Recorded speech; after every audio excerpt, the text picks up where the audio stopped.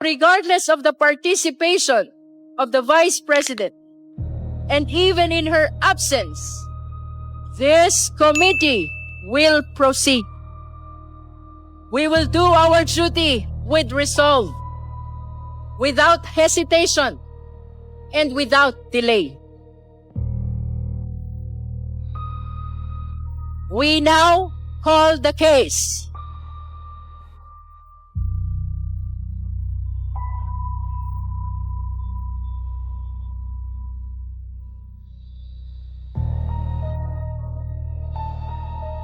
Bilang isang ina, isang lola, at isang taong minsan nakaranas kung paano gamitin ang kapangyarihan laban sa iyo, hindi ako pwedeng tumahimik kapag hustisya at katotohanan na ang pinag-uusapan.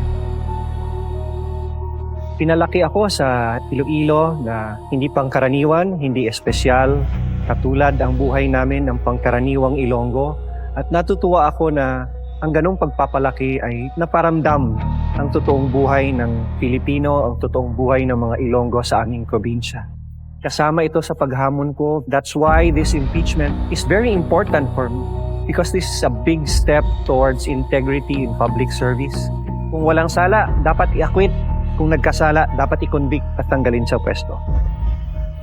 Growing up, I loved comics. And the one who stayed with me was Iron Man.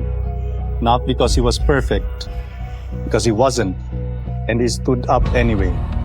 He was an ordinary man, no superpowers, who chose to use everything he had to protect others. That's what public service really asks of us. The courage to stand your ground when the pressure is immense, to speak when silence is safer. Central yung papel nung pong student politics, no, doon sa buong buhay ko sa high school at sa universidad. Malaking bahagi po roon yung siyempre pagkakaroon po talaga ng malinaw na panindigan para sa kapakanan po ng bayan. At the end of the day, hindi ito tungkol sa kulay o kampo. Bilang abogado, ang tungkulin ko ay hanapin ang katotohanan, ilatag ang ebidensya, at siguraduhin manaig ang hustisya sa tamang proseso. And maybe that's why our generation also asks harder questions. We challenge systems. We demand transparency. It's about the kind of democracy my generation will inherit and eventually leave behind. I'm a very hands-on and doting mom. Doon nanggagaling ang motivation ko sa pagiging isang prosecutor. When you value your family deeply, you also value integrity, stability, and truth. Dala ko pa rin ang pagiging batang Quiapo. May ingay, may emosyon, pero sa gitna ng lahat ng yon, kailangan mo pa rin hanapin kung nasaan ang katotohanan. Ang pagpili sa akin bilang miyembro na prosecutor ay hindi lang malaking oportunidad at hindi lang malaking hamon, kundi malaking atas sa ipaliwanag sa mga mamayan para saan ito at kaninong kinabukasan na pinag-uusapan natin. People often see someone like me as the underdog, but they forget all dogs have teeth, even the so-called underdogs.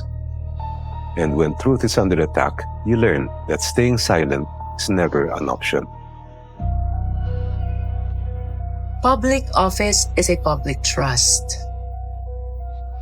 Public officials are accountable to the people at all times.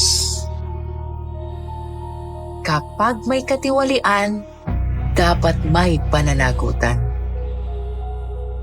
Kung mas matimbang ang ebidensya ng depensa, dapat i-acquit, dapat pawalang sala.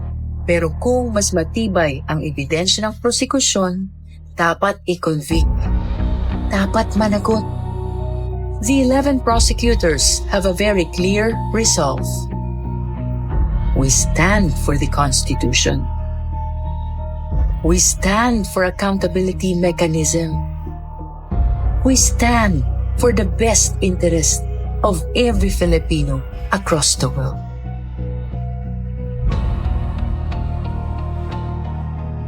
Sama-sama po tayong maging bahagi ng paggulong ng demokrasya sa ating bansa.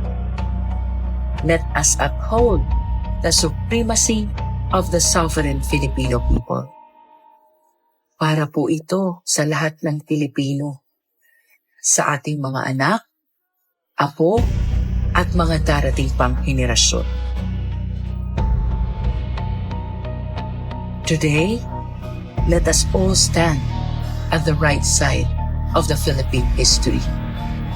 Mabuhay ang bansang Pilipinas.